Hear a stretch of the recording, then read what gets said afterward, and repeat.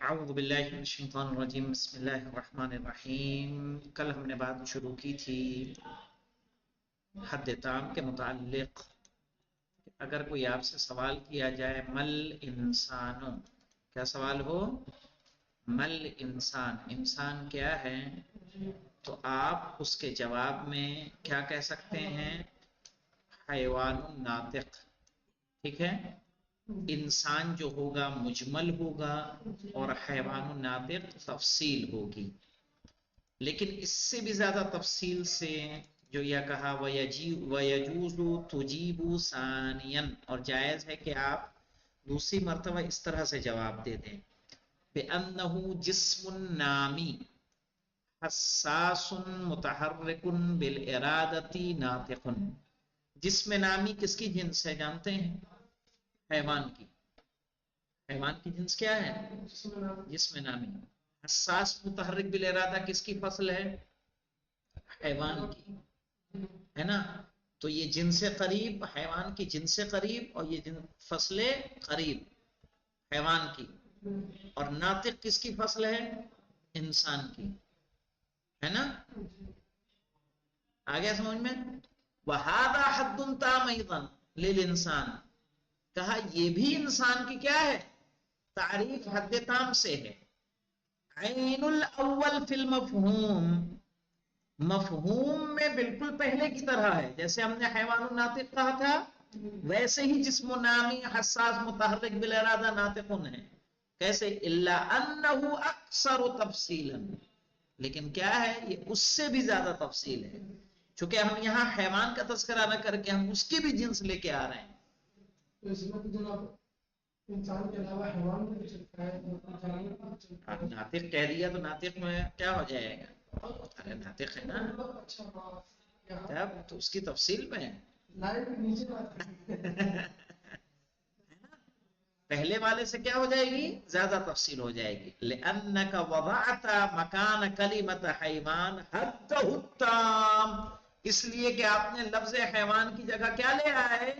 اس کی حد تام لے آئے۔ کس کی؟ کس کی؟ حیوان کی۔ اب حیوان کی اگر تعریف کریں گے حد تام سے تو کیا ہوگی؟ جسم نامی حساس متحرک بالارادہ۔ بھئی جیسے انسان کی جنس قریب اور فصل قریب سے ہم نے کیا کی؟ حیوان ناطق۔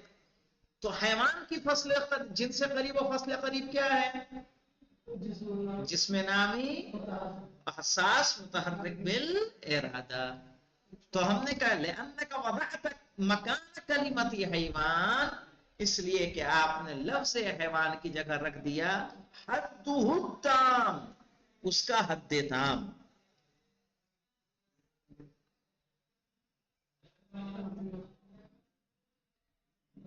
ٹھیک ہے؟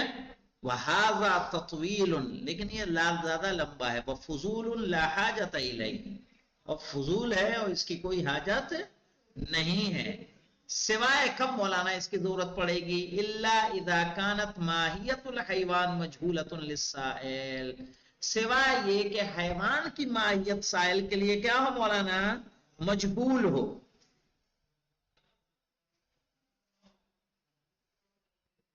سائل کے لیے حیوان کی تعریف مجہول ہو، ماہیت مجہول ہو، فیجیب، تو پھر اس طرح سے جواب فیجب، ہاں پھر کیا ہوگا مولانا؟ پھر واجب ہو جائے گا، تاکہ آپ اس اتنی زیادہ تفصیل سے جواب دیں۔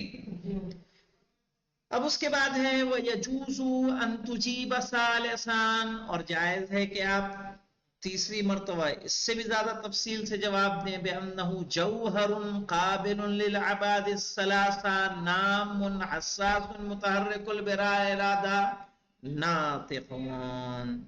صحیح ہے، یہاں لکھ لیں مولانا آگے، اس سے زیادہ تفصیل اور کوئی موجود نہیں ہے۔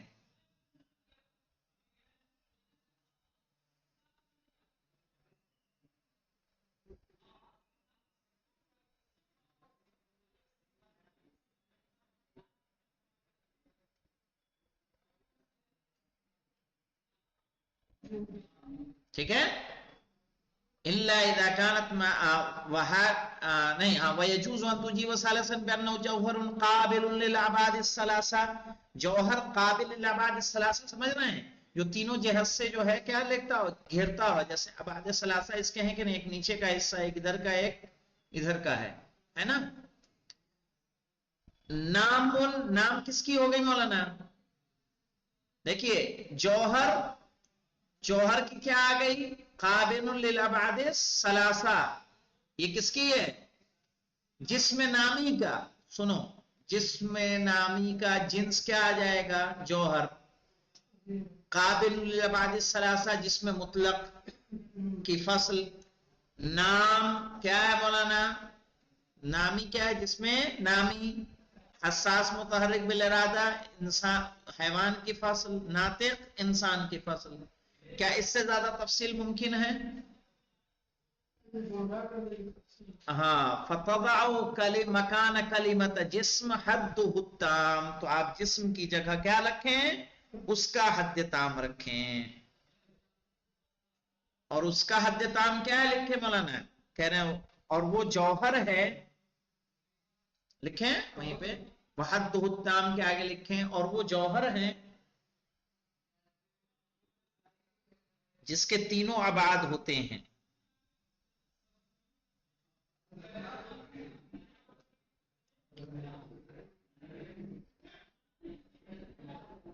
اور لیکن اس طرح کی تعریف مولانا کیا ہو جائے گی؟ فضولا، فضول ہے یہ. الا اذا كانت ماہیت الجسم مجهولۃ ایضا، سوائے اس کے کہ جسم کی ماہیت بھی اس انسان کے لیے کیا ہو؟ مجہول ہو، یعنی جسم کو بھی نہ جانتا ہو جسم کیا ہوتا ہے. فیجب، تب اس طرح کی تعریف اس کے لیے کیا ہو جائے گی؟ واجب ہو جائے گی، اور پھر تب فضول نہیں ہوگی. وَهَكَذَا إِذَا كَانَ الْجَوْهَرُ مَجْهُولًا، اسی طرح اگر کوئی جوہر کو بھی نہ جانتا ہو، تضع مکانہ حدہ التام، تو آپ کیا کریں گے؟ اس کا حد تام لے کر آئیں گے. تو جوہر مولانا، جوہر کا حد تام ملے گا ان وجد، اسی لیے انہوں نے کہہ دیا ہے. کیوں؟ کیونکہ جوہر تو خود کیا ہے؟ جنس الاجناس ہے. جنس الاجناس یعنی جس کے بعد کوئی جنس نہیں ہے. تو آپ کہاں سے لے کے آئیں گے؟ جوہر کی جنس لائیں پھر اس کی فصل قریب لائیں گے تو حد تام ملے گا. اسی لیے کہا مولانا تضع مکانہ حدہ التام ان وجد. صحیح ہے؟ تو پھر اس کی جگہ اس کا حد تام جوہر کا رکھیں گے اگر آپ کو مل جائے. حتی ینتہی الامر الی المفاہیم البدیہیہ، تاکہ تعریف کرتے کرتے آپ کہاں تک پہنچ جائیں؟ بدیہی مفاہیم تک پہنچ جائیں، ایسے مفہوم کی جو سب کوئی کیا کرتا ہو؟ جانتا ہو. الغنیۃ عن التعریف، جس کو تعریف کی کوئی ضرورت نہ ہو. ٹھیک ہے؟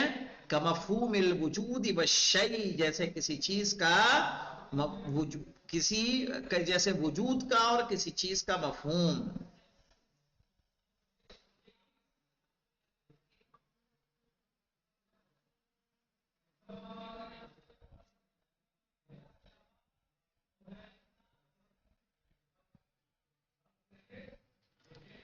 وقد ظہر من هذا البیان، اور جو کچھ ہم نے پڑھا ہے ان سے یہ چیزیں ظاہر ہوئیں. کیا مولانا؟ دیکھیے الاول ان الجنس والفصل القریبین تنطوی فیہما جمیع ذاتیات المعرف. صحیح ہے کہ جنس اور فصل قریب میں معرف کی یعنی جس کی تعریف کر رہے ہیں اس کی تمام ذاتیات شامل ہوتی ہیں. صحیح ہے؟ لا یشذ منها جزء ابدا، جس سے اس کا کوئی بھی ایک جز بھی باقی نہیں رہتا.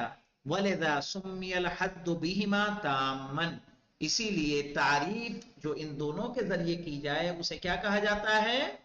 تام کہا جاتا ہے. حد تام. وثانیاً ان لا فرق فی المفہوم بین الحدود التامة المطولة والمختصرة. کہہ رہے ہیں مفہوم کے اعتبار سے کوئی فرق نہیں پایا جاتا ان تعریف میں جو لمبی ہوں یا اور مختصر ہوں. الا ان المطولة اکثر تفصیلا، بس اس کے کہ جو طویل ہوتی ہے اس کی تفصیل زیادہ ہوتی ہے. یعنی جب ہم نے الانسان جسم النامی صحیح ہے، حساس متحرک بالارادہ ناطق کہا تو اس میں تفصیل کیا ہے؟ زیادہ تفصیل ہے، ٹھیک ہے نا؟ فیکون التعریف بہا واجبا تارتا وفضولا اخرى، تو اتنی لمبی تعریف کرنا کہہ رہے ہیں کبھی کبھی کیا ہوگا؟ واجب ہوگا۔ واجب کب ہوگا؟ ہم نے پیچھے ذکر کیا جب سائل کو اس کی ماہیت پتہ نہ ہو، اور فضول کب ہوگا؟ جب اس کی ماہیت پتہ معلوم ہو۔ وثالثا مولانا ان الحد التام یساوی المحدود فی المفہوم، حد تام مفہوم کے اعتبار سے محدود یعنی جس کی تعریف کی جا رہی ہے اس کے مساوی ہوتا ہے۔ یعنی جب ہم نے انسان کہا اور حیوان ناطق کہا تو حیوان ناطق حد تام ہے کس کا؟ انسان کا۔ تو کہا جو مفہوم حیوان ناطق کا ہے وہی مفہوم کس کا ہے؟ محدود کون ہے؟ انسان، انسان کا ہے۔ سمجھ میں؟ دونوں ایک دوسرے کے کیا ہیں؟ مفہوم کے اعتبار سے مساوی ہیں، برابر ہیں۔ کل مترادفین، بالکل اسی طرح سے مترادف الفاظ ہوا کرتے ہیں، سمجھ رہے ہیں؟ ہم نے ہررا کہا چاہے قطہ کہا، دونوں کے معنی کیا ہوتے ہیں؟ بلی ہوتے ہیں۔ کہا جس طرح سے دو لفظیں ایک معنی دے رہی ہیں اسی طرح سے حد تام اور محدود جس کی تعریف کی جا رہی ہے دونوں کا ایک معنی ہوتا ہے۔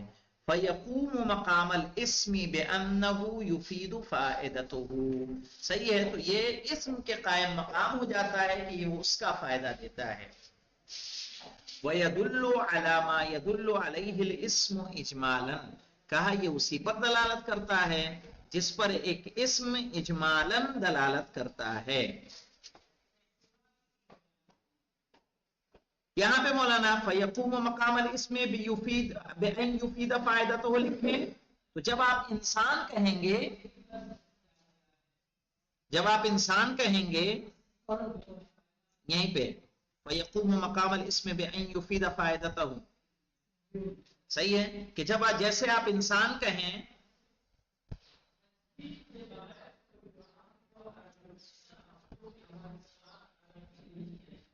آپ حیوان ناطق کہہ دیں، یا بجائے حیوان ناطق کے انسان کہہ دیں،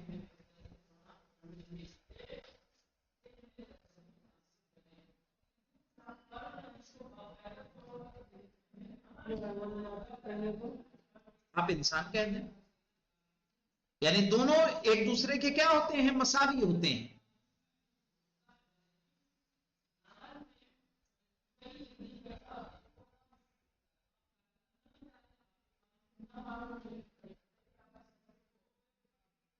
ورابعا مولانا ان الحد التام يدل على المحدود بالمطابقہ، حد تام جس کی تعریف کر رہا ہے انسان حیوان ناطق، کہہ رہے ہیں اس پر دلالت کس کی ہوتی ہے؟ مطابقیہ۔ دلالت کی قسموں میں آپ نے پڑھا ہوگا دلالت وضعیہ لفظیہ میں دلالت مطابقیہ، تضمنیہ اور التزامیہ۔